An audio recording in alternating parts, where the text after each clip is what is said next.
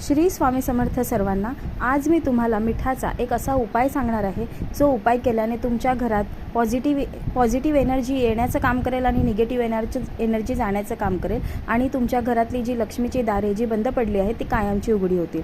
तर हा उपाय तुम्हाला सलग 5 शुक्रवार करायचा आहे। करायचं असं आहे की प्रत्येक शुक्रवारी तुम्हाला 10 ते 20 रुपयाचं खडे मीठ म्हणजे समुद्री मीठ विकत आणायचं आहे आणि घरात आल्यानंतर ते मीठ एका काचेच्या ग्लासात किंवा बरणीत भरायचे आहे आणि तो ग्लास किंवा बरणी आपल्या घरात दक्षिण दिशेला हा ग्लास ठेवायचा आहे आणि पुढच्या शुक्रवार येण्याच्या अगोदर तुम्हाला दिसेल की त्या ग्लासात पाणी झालेलं असेल ते पाणी घ्यायचं आणि आपल्या घराच्या बाहेर कुठेही किंवा झाडांना टाकून द्यायचं।